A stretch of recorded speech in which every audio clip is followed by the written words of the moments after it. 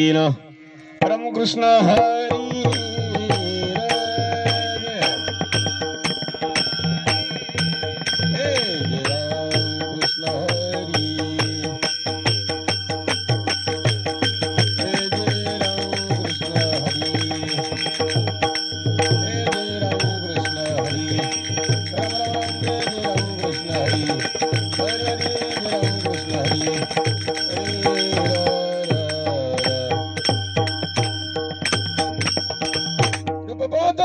सुख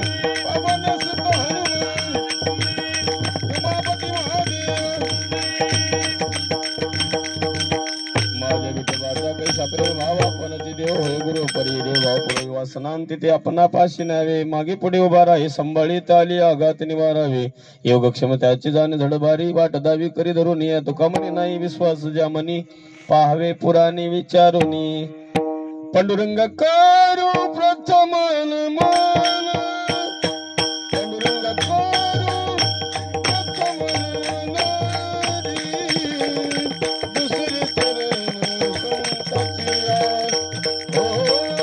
दुसरे चरण संताचिया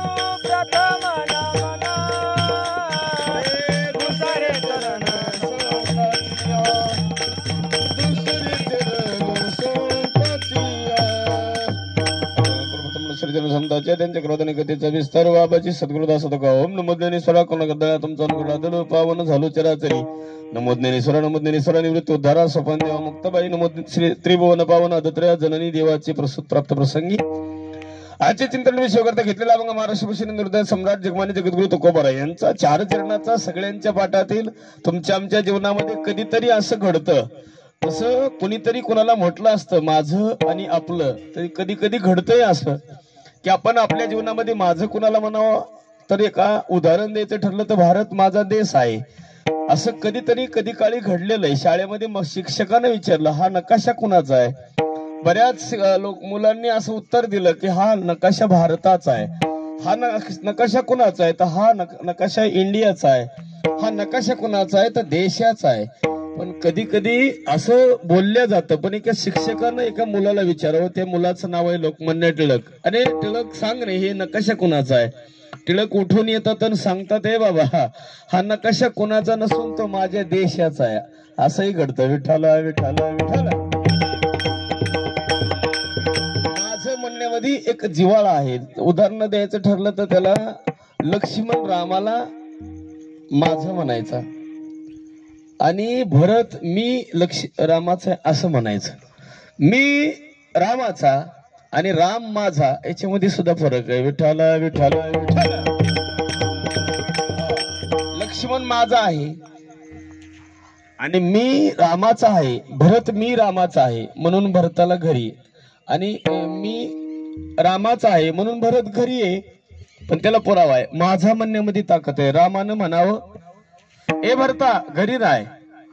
याचं कारण आहे भरत रामाचं सगळं ऐकतोय. आणि दुसरी गोष्ट अशी आहे की लक्ष्मणाला शब्द ना शब्द एक वचनी एक बाणी एक पत्नी असणाऱ्या प्रभू रामचंद्राचा एक शब्दही उल्लंघन करत नाही. तरी पण मी रामाचा नाही माझा राम आहे. विठ्ठला विठ्ठला विठ्ठला.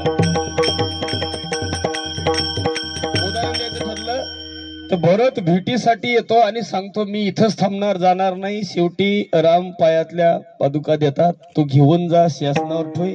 आणि नंदीग्रामाच्या ठिकाणी भरत कितीतरी वर्ष तपश्चर्या करतात. त्याला 14 वर्ष पूर्ण होतात आणि मग रामाची भरताची भेट होते. पण लक्ष्मणाचं ते नाही. लक्ष्मण म्हटलं मी तुमच्या सोबतच येणार, मी इथं थांबणार नाही तर मरून जाईन. विठ्ठला विठ्ठला.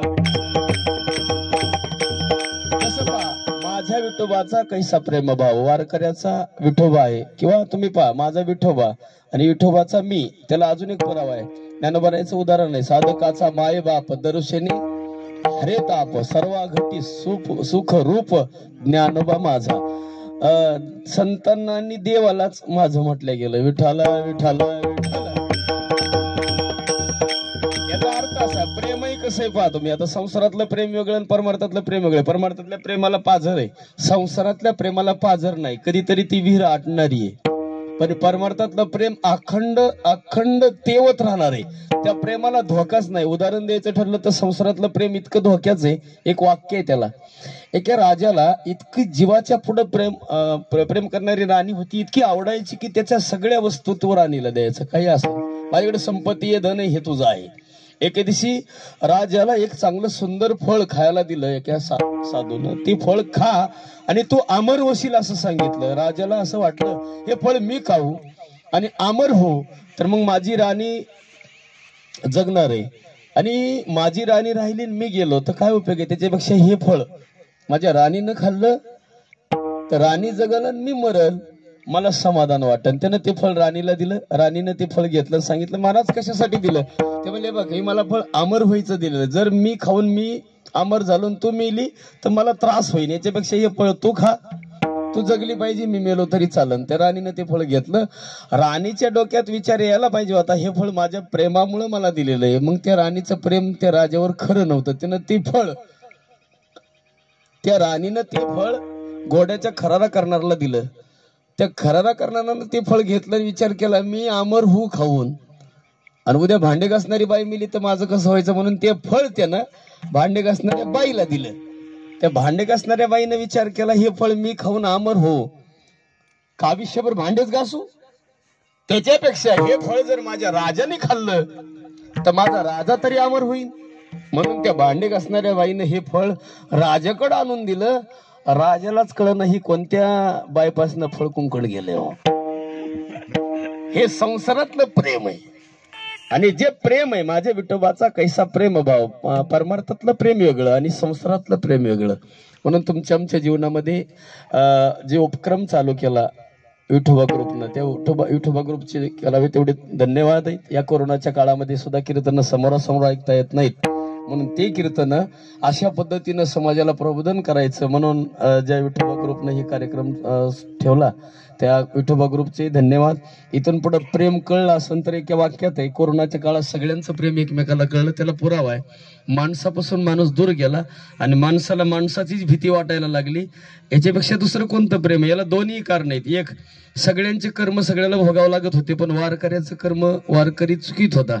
ते वारकऱ्याला कर्म भोगायची फळ आता आलं, कारण कीर्तनापासून वारकरी दूर गेला, संप्रदायापासून वारकरी दूर गेला, मंदिरापासून देव दूर गेला. पण मंदिरातला देव कुठं गेला? तो रस्त्यावर गेला. रस्त्यावर जाऊन काय करायला लागला? एक तर रस्त्यावर जाऊन तो ट्रॅफिकचं नियोजन करायला लागला, लोकांना रस्त्यावर येऊ देत नाहीये.